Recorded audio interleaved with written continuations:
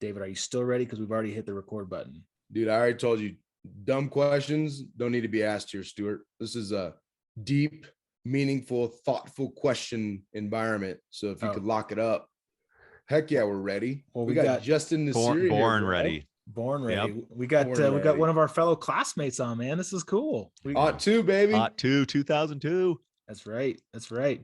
Justin, good to see you, man. Yeah, so good to see you guys. You got a way nicer setup than the two of us. David has a lot of background stuff going on in his basement, and mine's not so awesome either. So you're way more professional looking than we are right now. I'm big on the Zoom background, optimizing for Zoom background, you know, like who knows if I've got pants on right now, but I've got a killer background for my Zoom. I spend like 10 hours a day on Zoom. So I'm like, it may as well look pretty. Yeah, dude. Yeah, that's the world we're in now. Is just everything's on Zoom. Yeah. We David actually tried to meet in person earlier today. We're like, this isn't working. Let's just go back to our houses and sit on Zoom. Well, you know what? I do a lot on LinkedIn, and I had a bunch of calls yesterday with people I just met who are in Denver, who are, you know, just connecting with on LinkedIn. I never would have met with them 2 years ago because I would have had to drive to see them. That's half an hour, and then it's an hour of coffee and drive. It's like a 3-hour commitment. But now it's a 30-minute Zoom. I'll meet with anyone now. It's awesome. I'm a huge fan of, you know, the silver lining of the last 2 years is we're all more comfortable with video and makes things a lot easier. And you can do it without any pants on. It's great. Yeah. The money I save on pants alone is amazing. Yeah, well, it's, you know, but it can backfire because I've literally walked out of my house to take the kids to the bus stop without pants on 13 occasions now. Yeah. Just because I've gotten so comfortable with it. And, you know, it's really awkward when you're at the bus stop. Yeah, I mean, you can't even go near a school now. You're banned. You're on a watch list. Right? Yeah, in my own neighborhood, dude. My own neighborhood. It's crazy. So. Oh man. Well, Justin, dude, for our audience, if you could give us a little background. I mean, obviously, went to the best school, best class. Yeah. But then what happened after that? We kind of all split our ways, and what'd you do next? Yeah, I did. Well, actually, I'll go granular here because if anyone knows Terry Doyle and Nick Rotunda, I graduated. I had 3 months in Germany. It was the biggest boondoggle of my life. I was stationed over there with Terry and Nick, and we drank beer and smoked cigars every day. And it was the best post, you know, after tossing my hat in the air at Naval Academy, the best send off ever. And then I went submarine. So I did the whole nuke pipeline, did time mostly on the Alaska and then a little bit on the Chicago, and got out right at the 5-year point. Went to business school and then have been doing startups since then. You know, the roller coaster of starting companies and having crazy successes and miserable failures. But that's been the last 10 plus years for me since graduating business school. And it's wild to think you guys are retiring in a few months here. It's wild to think that, you know, people we know are commanding ships and stuff, and definitely worthy of it, but it's just kind of crazy perspective. Yeah, we're the old guys now, man. Walking around the academy when we were mids, you know, you're like, oh, that commander, that guy's got to be so old. Yep. Yeah, that's us. That's us. Hey, I got to ask you, when were you on Chicago? So before I threw in my resignation letter, because I'd spent all my time on the ballistics, missile subs, I volunteered to go on the Chicago. So the Alaska pulled in from a 3-month deployment. I literally hopped off the pier, flew to Japan, met the Chicago, would have been 2006, maybe around Christmas 2006.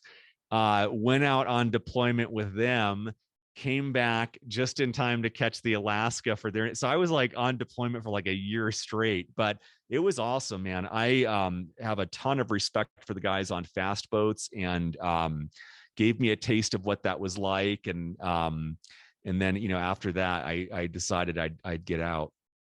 That's crazy because I'll have to look back through my my paperwork, but I'm a Crippy. Yeah, I was in Hawaii and I rode missions on, you know, all those subs, but Chicago, I did 2 missions on Chicago, and I have to assume that we were not on the boat at the same time. Yeah.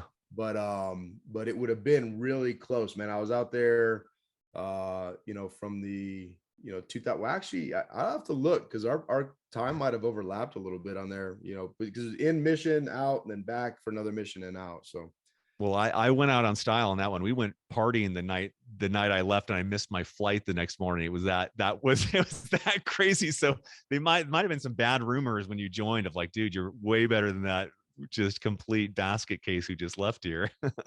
That's so funny, man. That's awesome. Oh, small world. Well, so and I'm kind of curious, was this entrepreneurial bug? Was it born at the academy? Is this something that did you grow up? Was your family entrepreneurs? Is it something that a bug that bit you after you left the submarine force? Like what did the specifics of that transition look like from the Navy? I mean, like I can look back and see, like in third grade, I was like selling stamps and lottery tickets and stuff like that. I feel like we all have this revisionist history where we can kind of see the trends. But dude, I was the opposite of I went to business school at Stanford. A lot of people go there for entrepreneurship. The running joke is that everyone writes their essays saying they're going to be an entrepreneur, and then everyone goes on and is a consultant. And I was the opposite. Like all I knew was Naval Academy, submarines, business school, consulting. Like that was my career path when I knew I was going to get out. And makes a ton of sense, right? I knew nothing about business. So let me get the academic experience at business school. Let me get the practical industry experience at consulting, and then pick an industry. And I actually accepted an offer with McKinsey Consulting in New York. Dream job. That's what I wanted when I went to business school. I got it. And I graduated in June, and my start date wasn't until March. And so, I was in Alaska. I went with two good friends. One of them was an Air Force Academy grad. And we went hiking in Alaska for like 3 weeks. It was awesome. Like plane flew us in to the middle of nowhere. We hiked for 3 weeks and a plane flew us out. It was so awesome. And John Finnick, this dude he's like, Justin, because I was like debating. I'm like, I got 9 months. What do I do? Do I start a company and just dabble around? Do I just do whatever? And he was like, Justin, if you spend $10,000 and 6 months of your life starting a company, and all you get out of it is a story you tell when you're having a beer with someone, totally worth it. And that was like enough to kick me over. Like I never thought I would be doing that. And I started a company and it went well. And I ended up doing that instead of going to do consulting. But I will say when I was at business school, I looked at something called search funds, which is you buy a company with investors and you run it. It's kind of like a franchise type thing. I thought of that, which is definitely entrepreneurial, but I never really thought of starting something on my own. And I say that for the listeners who, when I was at the Naval Academy, I ruled out aviation because there were so many dudes that saw Top Gun when they were 5 and they wanted to be a pilot since they were 5. And I'm like, I'm not going to compete against those dudes. And, for people listening, if you haven't wanted to be an entrepreneur since you were 3 years old, it doesn't matter. Like if you want to give it a shot, you can do that. There's no birthright here. There's no longevity here. Like I had no intentions of doing it. And I'm so happy that I did. Yeah, Stu, before you ask a question, I know you have one, but I just want to highlight that. I think that is absolutely amazing, beautiful advice that was it you said the Air Force Academy grad is the one that gave you that advice? Yeah. And was he an entrepreneur as well previously? He was, so he was at Stanford with me. He went on, he was a part of a 5-person team that started a company called Skybox that was bought later for 500 or 600 million by Google. So he was an entrepreneur as well. And, a risk averse guy. His path was Air Force Academy, Air Force. He went to MIT and got a master's and then went to Stanford, like super smart guy, but not the type of person that I would think would be risk tolerant. And sometimes those people make the best entrepreneurs, the ones who are really cautious. Well, and I just think that the wisdom of in the long-sighted view of, hey, spend $10,000 and get the experience, and the experience in and of itself is worth it. I think that is such amazing advice and then you adding to, the context of that with your own story was, I hope our listeners really grasp onto that, and it empowers them not only to take action, but also to give them the confidence and just the knowledge that, hey, even if it goes terribly wrong, it will be an amazing investment in life. Right. Yeah.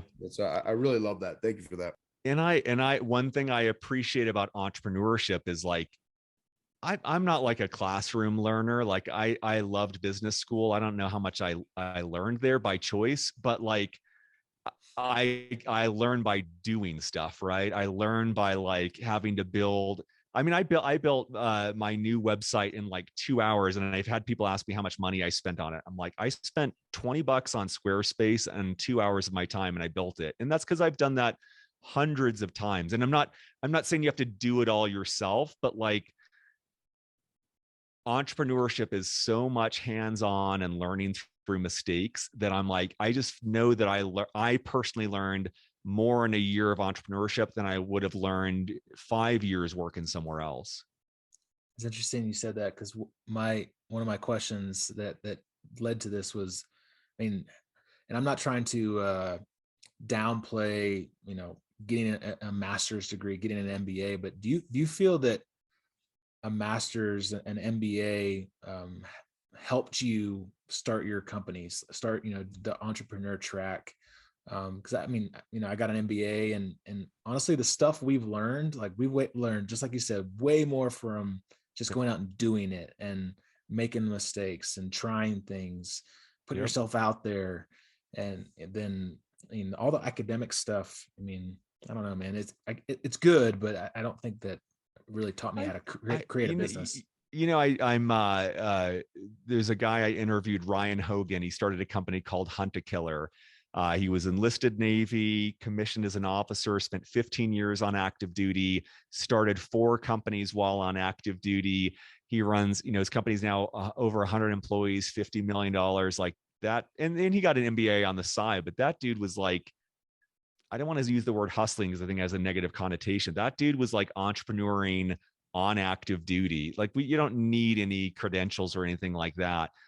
I think where it helped me, I think it was like my detox period after the military, kind of like reorientation, which I didn't know I needed at the time. Yeah. I think it was like a good credibility sign. I think, for my first company, I raised money. I don't want to do that again, but like, I think it helped me raise money. So if that's important to people, maybe. I think the network is great. Any network is great. Had I worked at Google for 2 years, that would be a great network. Had I gone to McKinsey for 2 years, that would have been a great network. So I think there's a value to network. If I were to rewind the clock, what I wish I would have done more of is just like, screw trends, screw stats, what's right for me. And I think there's a world in which what was right for me is like, maybe I would have benefited from a couple of years of consulting. Now I'm 41. I kind of rewind the clock to my 27-year-old self. I'm like, I could have had a stint at 4 different jobs and learned a lot. And I had to create an employee handbook, which I'd never done for Storybox. There's so much I reinvented what I didn't need to. So more than like business school or not, I feel like the thing for me in retrospect is just patience. Of like, if I'm committed to building a company, it may make sense to go work at a company in that industry and learn the ropes and then do it. It may make sense just to do it straight out of the gates. It may make sense to, stringer bell from the wire, go to night school at night and learn business while I'm selling drugs on the street, right? Like, I don't know what the right path is for everyone, but I wish I was more patient in just approaching this as building blocks and being willing to get whatever building block I thought at the time would help me. Yeah, that's good, man. That's a good answer. I like that. So what, this first company that you started out the gate with, talk about that. And you said it was successful. It's funny. I dropped my rings. I'm fiddling with it as I talk. It's kind of funny. I'll give you the full story because it has come full circle with what I'm doing right now. And when I was in business school, I grouped up with 3 friends. There was a 6-month class of like start a business. And the business that we came up with was around preserving life memories. And we really wanted to create a platform so our future children and grandchildren would know our parents and grandparents. And the way that we found to do that was storytelling on video. And that, as happens, that pivoted into a company that I called The One About, and then I called Video Genie, and then I called Storybox. Over the course of years, it turned into like video testimonials for businesses. It turned into getting Instagram photos of products and putting them on websites. That's ultimately what Storybox became. And happy to talk about, so many like pivots and opportunities missed along the way. But ultimately we were this platform for Instagram marketing. And it's just kind of crazy for me because as I've continued to iterate through other companies, what I'm doing now is essentially where I started. It's around legacy. And I happen to be doing that with CEOs of companies and learning their story and then translating it to LinkedIn posts to build an audience that helps them with recruiting. There's a lot of benefits there, but fundamentally it's crazy because it's the core idea that I had in business school, which was like, at the end of the day, how do you preserve someone's legacy and their memory and their stories for posterity? That's I love how that happens, right? It comes full circle, and that original idea is still paying dividends. But you said something that just kind of piqued my interest. Yeah. You said opportunities missed. What do you mean by that? So, the biggest thing as I look back on my career is I'm a Navy guy out of business school. I start a company. I got $3 million, and part of that was from Google's chairman, Eric Schmidt. And so entrepreneurship for me has always been vast deserts of self-doubt, self-loathing, and questioning where I'm going and why I'm doing it. And then like brief periods on the mountaintop where I think I'm like way better than I actually am. It's like this mind game of just keeping your ego in balance on both sides of not beating yourself up and not realizing that you're not invincible. So I have $3 million in the bank, and we're at the time called Video Genie, and I had just pitched hundreds of investors on this vision of video testimonials. And we had a lot of customers, and many of those customers were talking about Instagram. Many of those customers were asking us when we were going to do photos.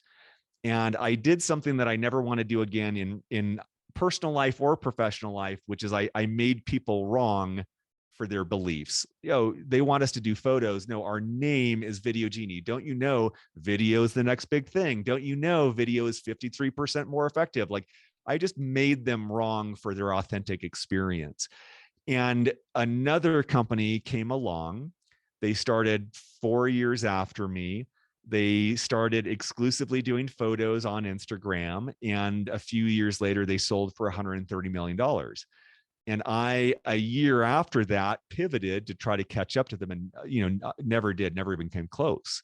And so the opportunity missed was direct feedback from my customers. And for aspiring entrepreneurs or entrepreneurs listening, I don't want to make this as simple as listen to your customers. Like, I love the Henry Ford quote: if I listened to my customers, I would have built a faster horse. Like, it's not like there wasn't thousands of other things coming to me from customers that was stupid ideas, right? But the quote that I love is like, you have to love your customer more than you love your product. And had I done that, I would have been willing to flush down the toilet literally $1 million+ of tech innovation and investment. I would have flushed it down the toilet and said, this is the better opportunity. This is where the market is going. This is where our customers want us to go. Like, there were many things lining up to say that was right. And, last thing I'll say on that, it's top of mind because I was just speaking with him yesterday, but Ryan Hogan from Hunter Killer, they do these interactive games around like murder mystery, and it's like in person and online. It's like this cool experience. He started doing like zombie 5K events, like literally like, and made millions off of it. but he kind of like consistently did well and realized it wasn't the opportunity and adapted. And that's what I want to do for the rest of my life, is like be willing to ditch a good idea for an even better one, rather than like, holding on to the Titanic as it sinks to the ocean floor. Yeah, it's really interesting you say that. I was just randomly listened to a Warren Buffett speech yesterday, and he was talking about he was talking about the founder of Enterprise who wouldn't sell to him, and he said it was a very good decision by that guy to not sell to Warren Buffett, because now he's absolutely, well, the founders passed, but I think they're looking at going into a fourth generation. And he also mentioned this I believe she was a Russian immigrant, started I think it's called the Nebraska furniture store, and he did buy that company, and it was his point was, these are not unique industries, right? The car rental business is not unique, nor is the furniture business. But he said what they brought to the table that was vastly different was exactly what you said, is they listened to their clients, and they created an experience that brought joy to their clients in their respective excuse me, in their respective industries. And I think that's such a huge point that you just made, that you don't have to create the most new technologically advanced sound thing. It's you're bringing a personality, you're bringing the core of who you are, staying true to that, and listening and offering that experience, and it can make businesses absolutely explode, which I think is incredible insight. So thank you for sharing that. And I love that too. And a top of mind example, like Black Rifle Coffee, that is worth billions, literally billions now. It's mother effing coffee. Like, coffee's been around a long time, right? But their marketing, and I don't know in depth about their success, but I'm imagining their marketing and customer experience and mission attracted people to something where you can get literally 1,000 different options of that in your store. It's just like wild. So I love your point about that that creating joy. And that's, I'm a lifelong USAA member, right? Lots of banks out there. I love USAA, right? Like, there's a million things they do that cause me to love them. I don't care if there's a better rate. I'm never switching, so like, I think you're right. And the great thing there, especially for veterans, is you don't have to have some killer idea. Like, I think that veterans are usually off the charts on emotional intelligence. And I think that that's like emotional intelligence and getting stuff done, right? And it's like, you can do a lot with that. Yeah. So one of the things that you have done also is this podcast. If you could kind of talk about your podcast, talk about like why you started it and what you've learned through that process. Because I think that's probably, I would assume that there's a lot of lessons learned in there as you're interviewing other guests on there that are military veterans, right? Yeah. So I started, the podcast is Beyond the Uniform, started it 4 or 5 years ago now. And it purely came out of going to San Diego to visit my wife's maid of honor and her husband, who's in the Marine, or was in the Marine Corps at the time. And we went down there for her birthday. Half the guests there were Marines, and all of them were doing what I did when I was on active duty, which was complain about what am I going to do when I get out. And I thought, okay, I spent over $130,000 going to business school in 2 years of my life. That's not a path that most people are going to take. But I thought, like, there's got to be a way that, that's the entrepreneur mindset. There's got to be a way to solve this problem. And I just it sat in the back of my mind for like 3-4 months. And I was in Portland Airport making a connection, and I called a friend, and I'm like, oh man, I'm listening to Tim Ferriss's podcast, which at the time was like, podcasting was so new. And I'm like, dude, this guy just asks questions. He doesn't have to come up with content. He doesn't have to know the answer. He just has to meet with cool people and ask them questions. I'm like, that's the format, right? I'm running a company. I don't have time to do a lot to try to give back, but I could give an hour a week. And so I just started doing that. Hey, you're an ESPN photographer. What's that like? How did you get there from the military? And that's, 418 episodes ago, like a long time ago. Wow, dude, And, that's awesome. and it's great. The company I started 2 years ago, or a year and change ago, Captivate came out of that. Like it's kind of a podcast marketing tool that came out of what I learned from Beyond the Uniform. And I've met a ton of people, and, it's just kind of like so many benefits come from this. I won't even say side hustle, because it's not by any means profitable, but it's like a side hobby. Yeah. And one other thing I'll say, just as a plug for podcasting, is like, a couple of years ago, I was like down on myself, where I'm like, oh, I don't have a mentor. All my guests talk about mentors. I'm like, actually, I meet an hour a week with some brilliant veteran who shares something awesome with me. Like I've got 418 mentors. Like there's so much value to podcasting, and just, it's so awesome to see you guys. Like, I don't know if we'd be able to chat or make time or carve time out if we weren't doing this podcast. And it's just like so cool to connect with you guys and reconnect with you guys. So I'm a huge advocate of podcasts. I think they're such a cool vehicle. Yeah, dude, I agree. I mean, David and I have gotten a few guests on that we probably never would have had a chance to talk to if we didn't have a platform like this. And same, I mean, we've learned a ton from our guests so far. It's been really cool. As you said, we're not making any money at this podcasting thing, but I think, third order effects, we really are, just through our learning and our network and everything else that comes along with it is super cool. Yeah. Well, it's also I think it's funny. When we reflect on the different things we're doing, the different businesses we're trying to run, aspiring to run, setting up, our favorite thing is podcasting. Yeah. And it boils down to, just like you said, like we have the opportunity to get, if I was just going to try to call you, I mean, yeah, we're classmates and it's awesome, but you're a busy guy, and there's a good chance that you'd be like, dude, I just don't have time to talk right now. Yep.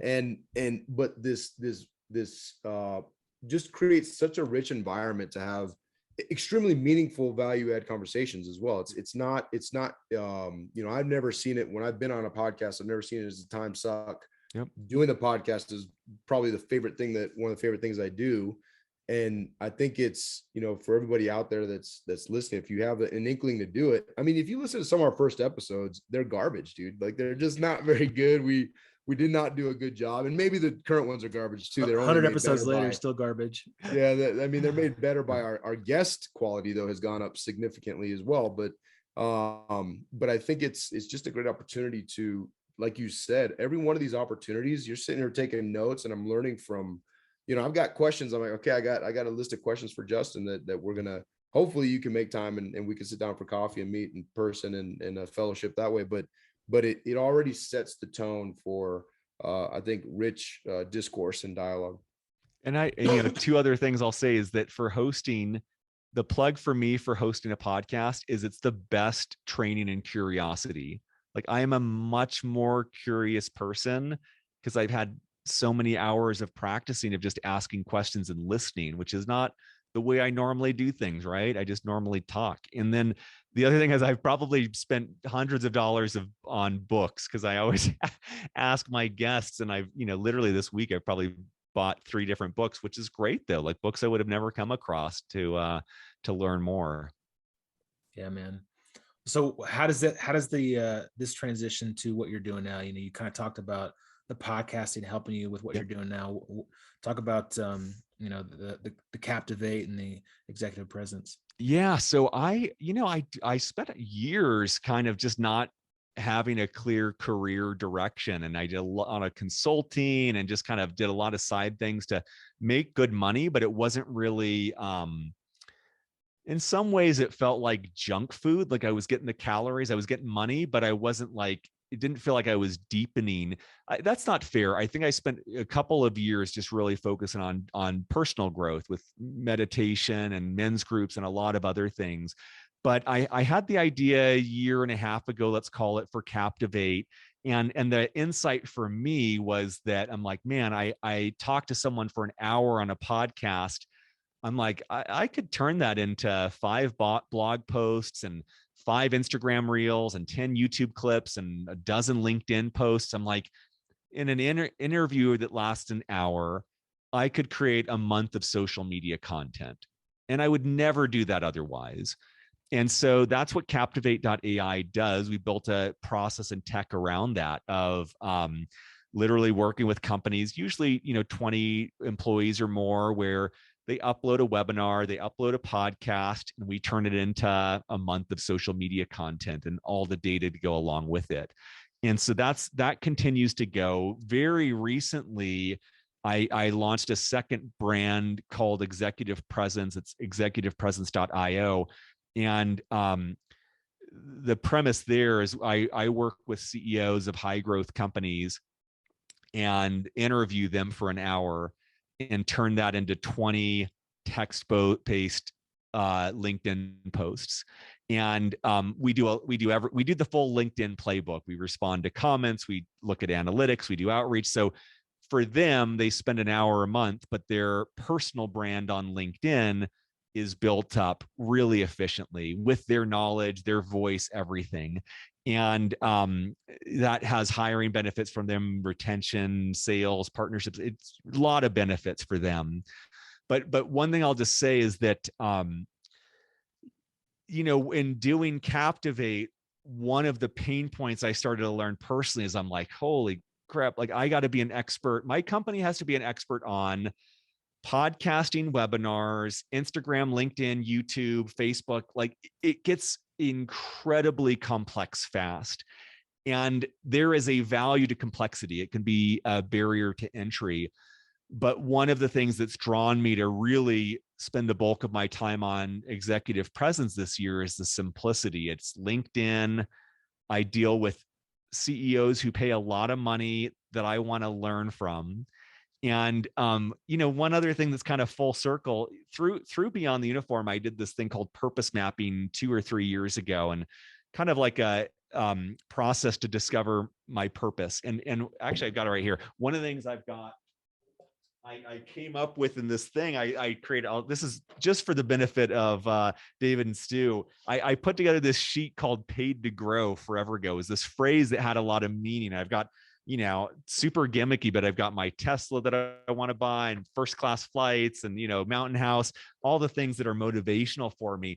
But what was wild for me when the idea clicked for executive presence was, it was like the first time where I'm like, holy shit, like I'm getting paid to grow. Like literally I sit down with CEOs who are crushing it and I ask them questions about how they do that and they're paying me to do it. And then I'm like, it's just like, it's kind of wild. And I just say that because 3 years ago when I wrote that, I had no idea how I'd get there. And what I thought it would look like is nothing like what it actually looks like.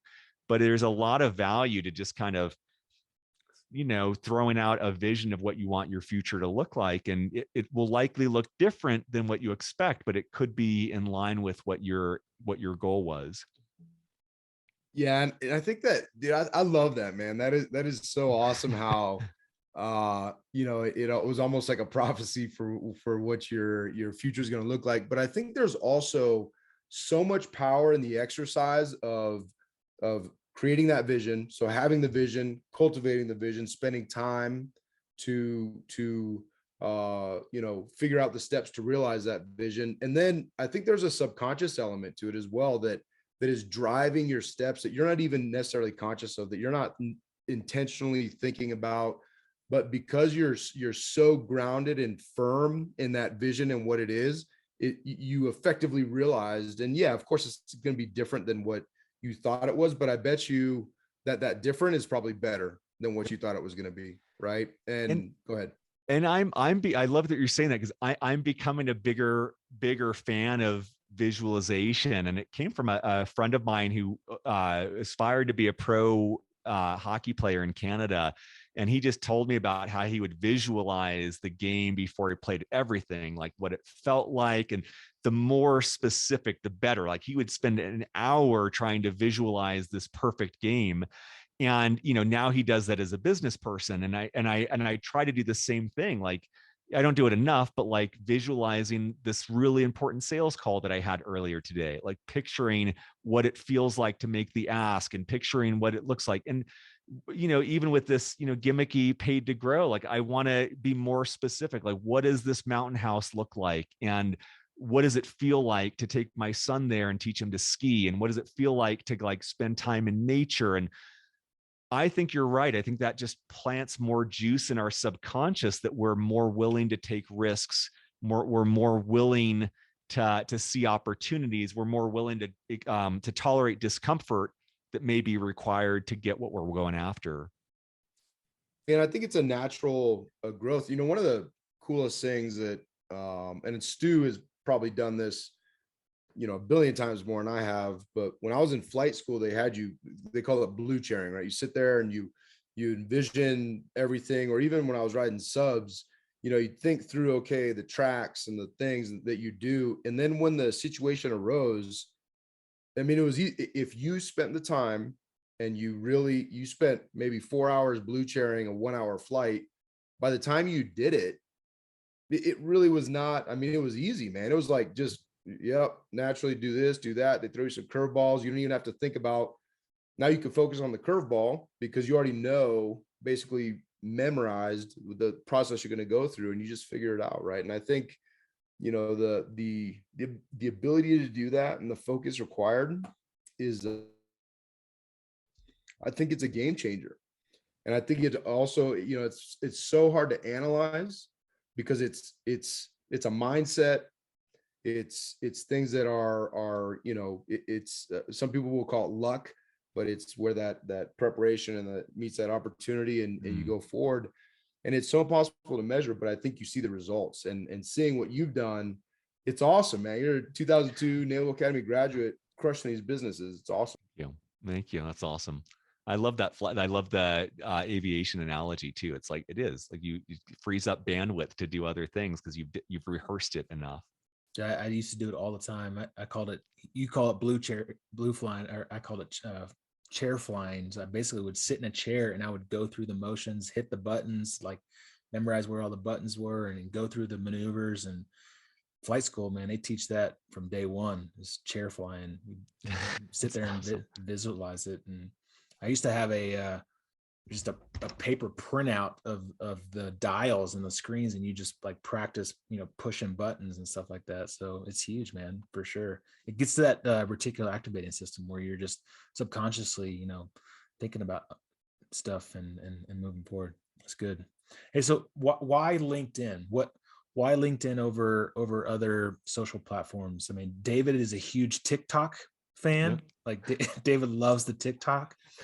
But I'm just curious, yeah, what's man, so TikTok. powerful about what's so powerful about LinkedIn over other social platforms? Think for and I might be tainting this. I'll give you some of my bias. When I graduated business school in 2009, and 2 of my classmates joined Facebook, and in 2009, I'm like, dude, the ship sailed. Like, why are you guys going there? And they're all, millionaires many times over, right? Like, that platform had a lot of room to grow. I feel like that with LinkedIn. I just feel like it is so untapped. I think that, if someone is focusing on hiring, I don't care who you're hiring, 90% chance the person's on LinkedIn. And especially if you're selling to a professional, if you're a consumer facing company, if you're selling like burgers, probably not, but like, let's call it 70% of the companies out there, their customer is on LinkedIn, and their next hire is on LinkedIn. So if it's not a high growth company, like if they're not looking to hire 5 to 10 or more employees in a year, it's might not be the area to focus. And if you're not looking to form partnerships on with other professionals or sell to people, it might not be a good fit. And that TikTok, Instagram, all of those have value. And there's, as we speak, there's the next platform I don't even know about that's out there. But the nice thing is that while consumers switch around quite a bit, I don't think professionals do. Like, it would have to be, I had a friend email me, there's like, join my professional network. I'm like, dude, I'm on LinkedIn. I'm not switching. Like, the investment is too high and there's too many other things to do. So I think that LinkedIn is completely underutilized. And what's driving me is I see a lot of call them influencers on LinkedIn, and more power to them. They're very, very intelligent and they're very accomplished, and they've built up a massive following such that they get literally millions of views a day. But what kills me is, the people that I want to learn from, they don't have the time to do that. And they have built up massive companies. The guy that I was talking to right before this that I'm going to work with, he got a 5,000 person company. Like, this dude has made personally over $100 million. I'm like, I want to learn from that dude. Like, that guy's got killer stuff to learn about finance and about hiring and firing. And I'm like, what my dream is like, everyone wins when that guy is sharing his insights on LinkedIn. And if you can pair the tactics that have made influencers so influential with the knowledge that's made that guy so successful, he'll go to Stanford Business School once a year and share to 60 students his story, and they get a lot of value. I want to bring that to everyone on LinkedIn.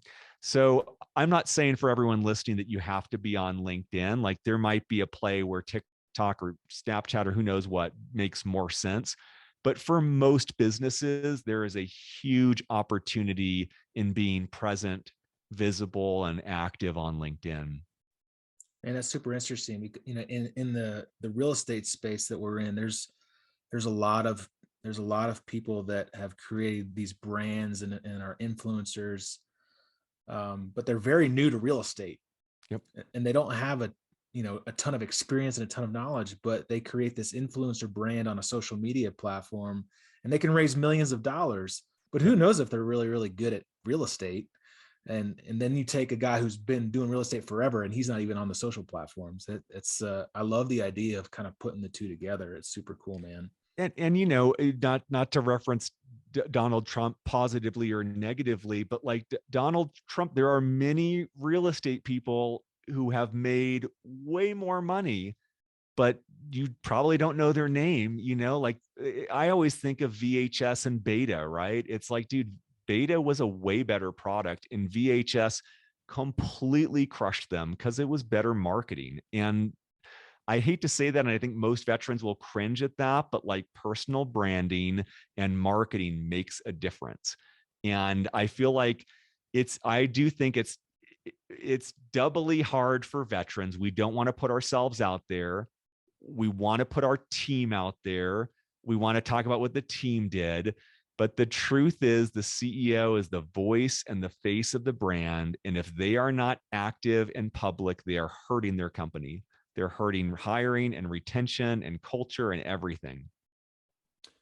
Yeah. And I think that's, it's really interesting, because I believe that there's, a balance. I would love to, inspire or motivate people to put themselves out there, because I think a lot of times when you have some of these, not everybody, obviously there's some turds in the military as well, in veteran community, but for a large part, man, like, veterans, what you're going to get, right? You have an immediate, there's an immediate fellowship, there's immediate brother sisterhood, camaraderie. The values that most of them are gonna espouse, and there's a lot of value there, and there's a lot of people that would greatly benefit from those voices being heard. Yep. And I think that balance, how you kind of you bridge that gap between self aggrandizement and value add and pouring into other people's lives. I think that's I think the fact that you're focused on that bridge is a great place to be. There's a ton of opportunity, one, but two, I think there's a ton of meaning and value and depth in creating that and helping people realize that bridge.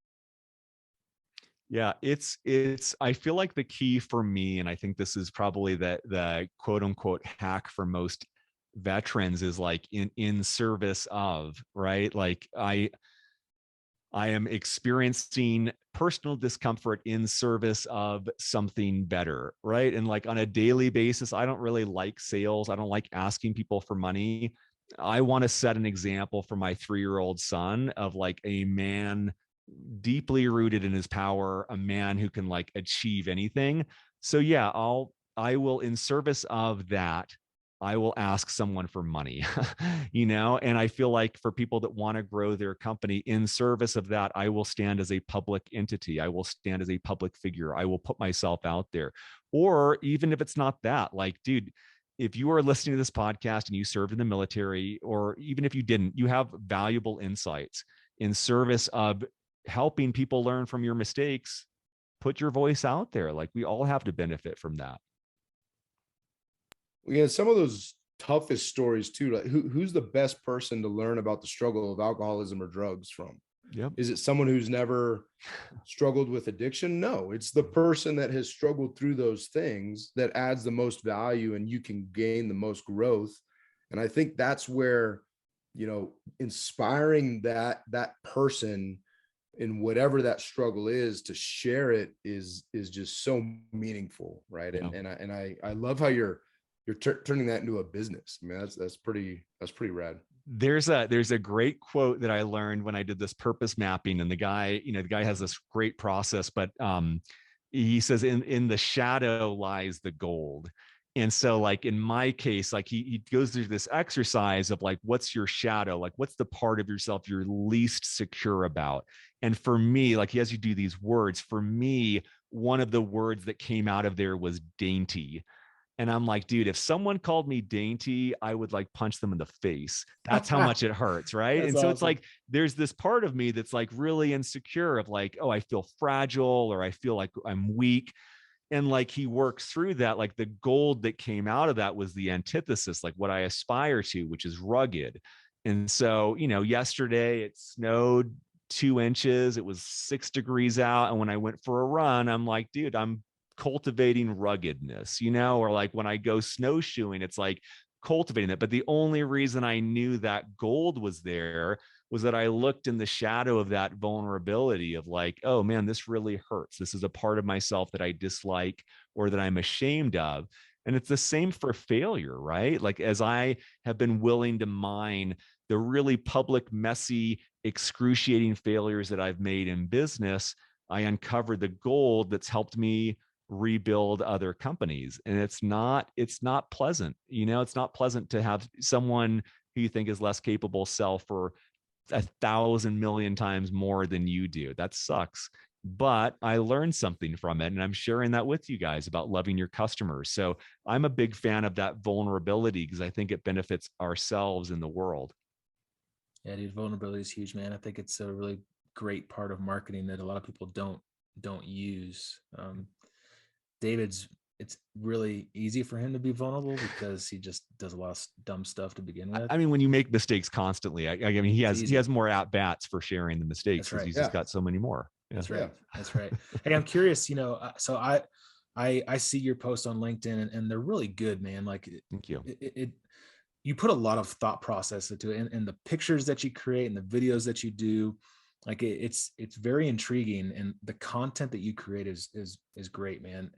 I'm curious, I saw one, kind of short video clip that you did about more of like the tactics, and you kind of got into the data and the analytics about like what really works. And I know that's, I don't want you to spill all the beans because that's a lot about what your company does, but for those that are inspired to be influencers and to be out kind of on the social, like what does work, because there's a lot of stuff that's just noise and it never gets to anybody.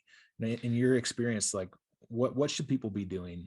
So the video you're referencing, I looked at, LinkedIn has these things called top voices. They're kind of not the most successful, but variety of things. LinkedIn chooses them as like really influential on LinkedIn.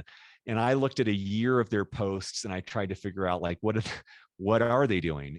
And one of the first things I found was on average across all of them, they posted 5.2 times per week. And that's what I do. I post Monday through Friday, and I'm trying to do that without exception this year. And the reason why, so the first thing is consistency. And that's what I want across all areas of my life, right? Financially, I want to consistently save for retirement every month without exception. Physically, I want to run, 5 times per week without exception. And I just shared that it's like, it's the success formula for everything is just being consistent, right? Yeah. Like I have a 3-year-old son. I want to have quality interactions with him every day. I don't want to work my butt off and in 10 years try to spend a month with him. Like I know I need to do the right action every day. So that's the biggest thing, is like, just do it consistently. If you want to be good at it, do it consistently and learn. And I use a platform called shield.ai. It's maybe $20 a month. I have become more diligent very recently of looking at the analysis. Okay, long post versus short post about running versus post about what, let's like try to learn. Now, I don't spend a ton of time on it, but I want to try to understand what's working for the random people who are following me. And so I would say consistency and learning. And I think if you're being consistent, you can experiment and you can start to see what works, right? Every post is a potential lottery ticket, but for the most part, you might pick up 2 followers a week, right? So it's kind of like there's an element of maybe you strike gold. And I interviewed someone who his post got like 200,000 likes. It was seen by millions of people. He had thousands of people email him. And he wrote about his wife had passed away 5 years earlier. He'd started a company. It was like an incredible post, but he had no idea. Like he posted, went to bed, he woke up to 1,000 people who had messaged him. So I don't think that's the goal. I think it's certainly a side benefit, but you win the lottery by buying more tickets. And if you post 5 times a week, every single week, more lottery tickets. So that's the biggest piece of advice I'd give people. How would you encourage somebody, if they're constantly looking for a better business partner or friend, to post, but like to leave, so that the person that maybe they were the subject of it, that they were trying to get away from, didn't read those posts? Is there a way to do that? Just look into it. I can. Yeah. I post. Answer now. I post all day long on Instagram, and David never sees it. So yeah. And you're always just like, my partner is just so awful, and I'm like so awkward because he's like right there and he's hearing all of it. Super awkward, but it is much easier for someone to post against me on the socials, because I most likely will never see them. So it's awesome. Justin, in the year of 2022, should everyone be on social media if they're wanting to promote their business? It's fun. I saw a post yesterday that I loved, and it was, if I wasn't in marketing, I wouldn't have a Facebook account. And I'm like, that's very true for me.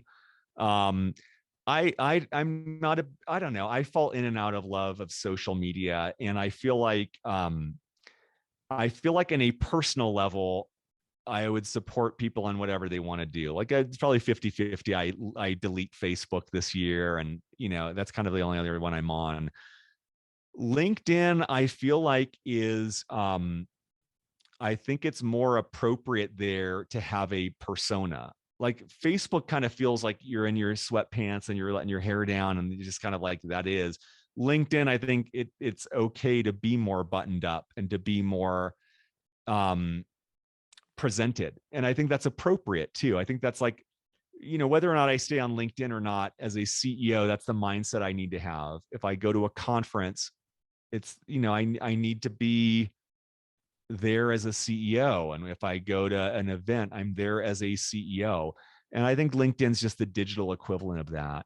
So there's very few people that I wouldn't say should be on LinkedIn. Everything else, take it or leave it, and I think that most businesses have a presence on all these social channels, but especially if you're just starting out, pick one channel and go big on it. Don't try and do everything. Like I'd much rather you put all in on one. And if you do the quick math and Instagram makes more sense, go all in there, be present there. If it's Twitter, great. If it's LinkedIn, great. But I feel like pick one and go all in.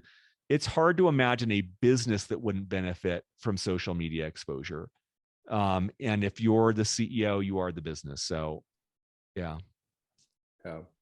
That's a great point. And for my last question, where does all this kind of go on? What do you envision for yourself 10 years from now? Is it just a serial entrepreneur and building up, or is there kind of a bigger why that you're trying to get to and at some point down the line?